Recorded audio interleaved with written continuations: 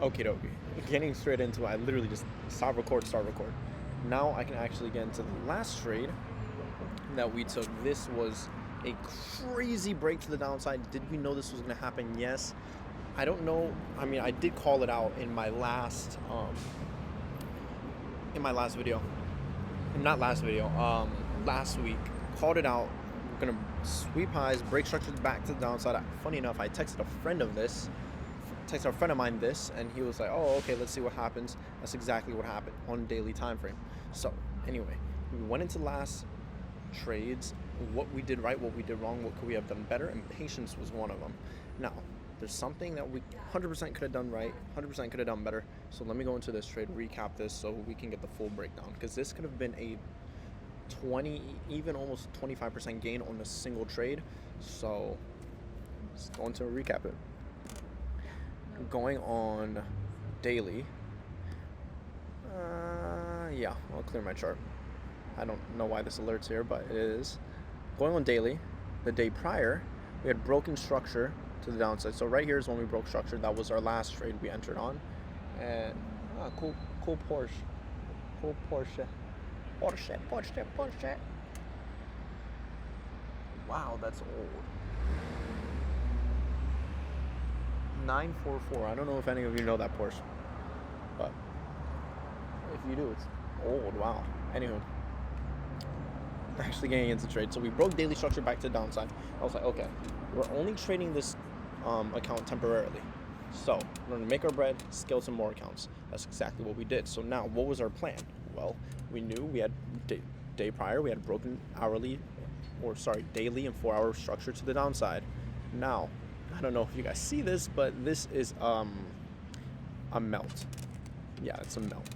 So let me go show you guys. After price had broken structure to the downside, we seen, okay, what could we possibly look for in order for a retracement to continue downward? I was like, okay, possible for value gaps, order blocks, anything of the sort. All I seen was this 4-hour and 1 hour fair value gap to the downside. Imbalance that, surprisingly, we did fill. I seen this entry around pre-market London, 4 hours pre-market London session, so still Asian session.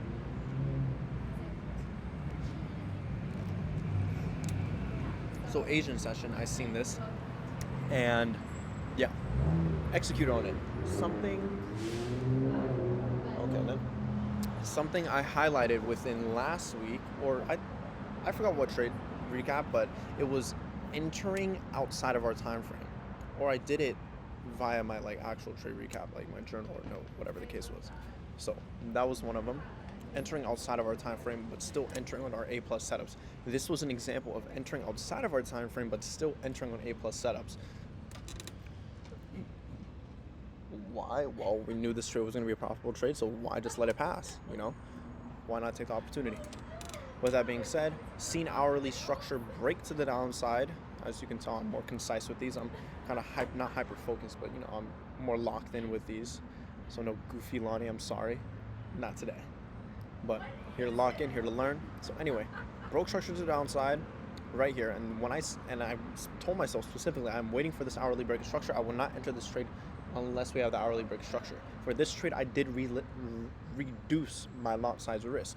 Why? Well, because for one, I didn't want it to be a gamble to where, okay, I just want to go in and make a quick buck and leave. No, I wanted this to be a genuine trade, which it were a genuine trade. And so, what did we do? We waited for hourly break of structure. Bam, hourly broke structure. 15-minute, we went down and executed on 15-minute break of structure, where we placed stopped above highs, 15-minute highs, and literally just targeted daily jaws of liquidity, which was here. Did I think we would hit it? Yes, but did I think we would have gone as low as we did? No. That was a lot lower than I had originally expected, but like I said, having these targets, having these price targets and whatnot, and I need to use a restroom. Dang, I should use a restroom. And then, can you pause recording? Maybe you can. Is that possible? If I went and used the restroom and came back, would that be I could. could. Or I could take you with me. Okay. Okay, buddy. That's my trade recap. Okay, buddy. That's last trade's recap. Not even the right trade recap. Okay, no, I don't know what we're doing. Let's get this done. Anyway, targeted daily draws liquidity, but then I know we would break lower. Yeah, most likely. And I think that day, in that candlestick, no. I definitely thought Thursday or even Friday, but we did break structure that day. But anywho, I keep saying but. It's a big but. Hit all TPs. This was a swing trade overnight. You can see we barely weren't. Actually, no, we weren't even in drawdown. Sorry, this is literally entry and zero drawdown. Price just continued to melt for the day. Our risk reward was 1 of 4. We could have literally gone up to a 1 of 10 on the day, but secured our profit, secured our bag. Now, what do we do right? What do we do wrong? Which is necessarily nothing. So we're focusing on what could we have done better. And this is 100% the profit area. Like I said, this could have been a 20% profit or 20% gain in one day on an account risking 2%. Wow.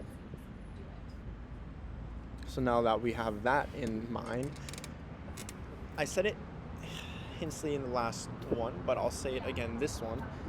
Taking partials. Partials, I didn't realize, but can be used not only in the sense, yeah, TP1, TP2, TP3, whatever, but when you do that, your profit gets de-risked. So in order for us to trade the way we want, make the profit we want, not in a greedy sense or an ignorant sense about the market, would be going into the markets and executing via our, normal strategy. And when we get to a point where we think our profits can continue to ride, we let them. So we secure the profits we need to secure the bag, bam, make that, and then take partials on the way down, securing more profit. So that's definitely something we could have done better. Even yesterday, I seen this position we could have taken the continual break structure to the downside. You can see right here, price came back up, swept highs, and then made its move back into this fair value gap. What the heck is this chick talking about? You hear it? Anywho, so we have filled another fair value gap back to the downside. So you could tell on 4-hour and hourly, we just filled a bunch of fair value gaps, finally breaking structure back to the downside. Here we do have an order block. Do we? I don't know. I'm just saying stuff right now. Maybe we do. We do. So 4-hour order block. Could fill orders, but the way we just broke daily structure, I think we continue pushing back to the downside. So with that being said, what can we learn from this trade? To let your profits run, but not to let your profits run in the sense to where you're just like, oh, let me be greedy because I want more profits, but having correct bias in order to let your profits run and taking your profits when you let your profits run. Let me explain in one sentence. Let me dumb it down. Let me Lonnie it down. That's what I like to say because I like things simple. So when you get to profit, secure your profit.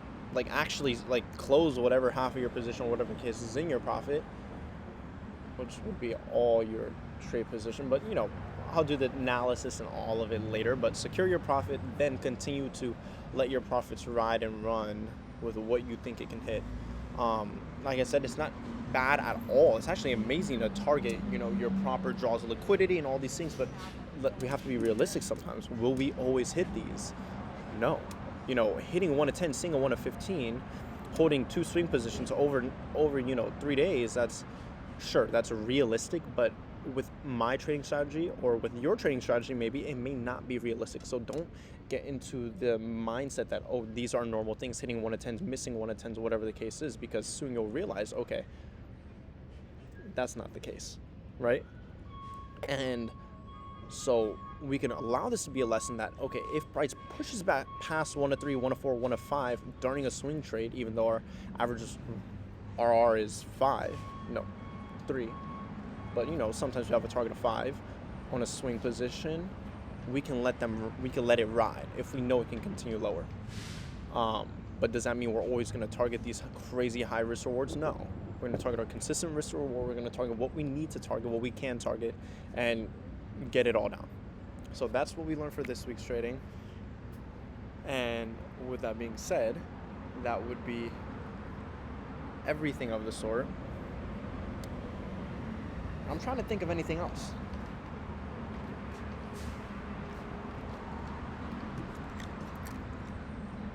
I was about to do something stupid. Some kid from my school went behind me. I mean, I have so many friends right now at Starbucks, it's absurd. But anyway, we're no longer trading for the rest of the week. I said, actually, I was going to say why we're not trading for next week. Look at Tahoe. Oh my gosh. This is my dream puppy. I love this dog. I said we're not trading for the rest of the week, especially not today. Powell speaks. Didn't want to take that position. Yeah, no, you could read the news. But next week is something that we're definitely not trading. We have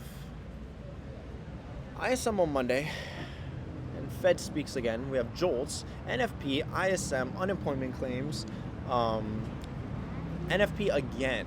So we get our withdrawal Wednesday. Goal was to secure our profit this week and to execute on these no news days so that have our profits next week, purchase our whatever accounts we need to purchase so that the week after it we make the most. Why? Because Monday is a bank holiday and Tuesday we have no news. So we're going to execute on those days. CPI we can execute on, but just actually taking A+ setups is the most crucial thing we're going to do. Sorry, I'll show you guys this dog right here.